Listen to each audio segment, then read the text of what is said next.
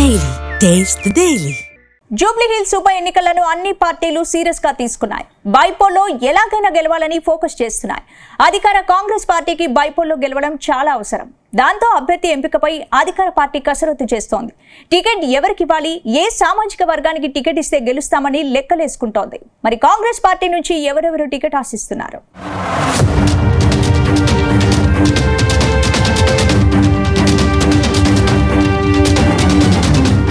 Jubilee hills ఉప ఎన్నికలపై అధికార హస్తం పార్టీ ఫోకస్ పెట్టింది. ఈ గెలుపు కాంగ్రెస్ పార్టీకి ఎంత ముఖ్యమో సీఎం రేవంత్ రెడ్డి ఇన్ఛార్జీలతో నిర్వహించిన సమీక్షా సమావేశంలో స్పష్టం చేశారు.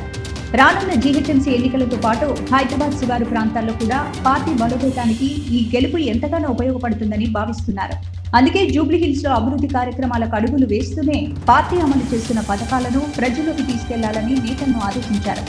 బైపోల్లో గెలిస్తే జీహెచ్ఎంసీ పీఠానికి మరింత దగ్గరవుతామని సీఎం లెక్కలేసుకుంటున్నారు. మరోవైపు గులాబీ అటు బీఆర్ఎస్ సిట్టింగ్ సీటు కావడంతో సానుభూతి ఉంటుందని మాగంటి భార్యకి టికెట్ ఇవ్వాలని నిర్ణయించుకున్నట్లు సమాచారం. మాగంటి గోపీనాథ్ కమ్మ సామాజిక వర్గం అంటే ఓసీ. ఇక బీజేపీ సైతం దాదాపుగా ఓసీ సామాజిక వర్గానికి చెందిన నేతకి టికెట్ ఇవ్వడానికి సిద్ధమవుతున్నట్లు తెలుస్తోంది.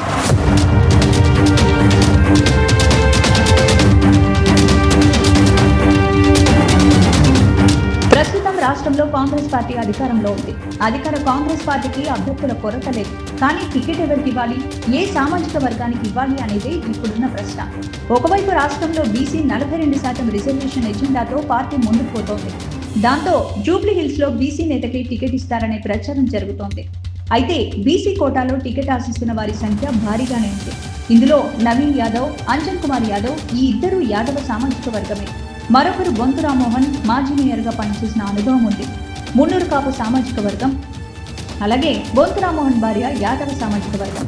దాంతో బీసీ సామాజిక వర్గానికి టికెట్ ఇస్తే వీరిలో ఒకరికి ఇవ్వాలని పార్టీ భావిస్తున్నట్లు తెలుస్తోంది.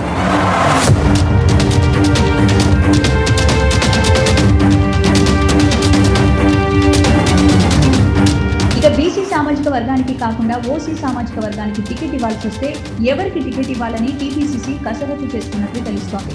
ఈ క్రమంలోనే మాజీ ఎంపీ రంజిత్ రెడ్డి కాంగ్రెస్ పార్టీకి టచ్లోకి వెళ్లారు.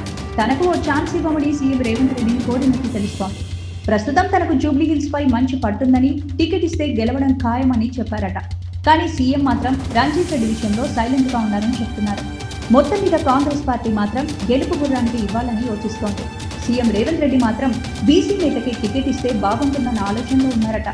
ఎందుకంటే ఓసీ లేదా మైనారిటీ నేతకు టికెట్ ఇస్తే ఎంఐఎం పార్టీ అభ్యంతరం చెప్తుందని ప్రచారం సాగుతోంది. చూడాలి మరి జూబ్లీ హిల్స్ కాంగ్రెస్ రేసు గుర్రం ఎవరవుతారు.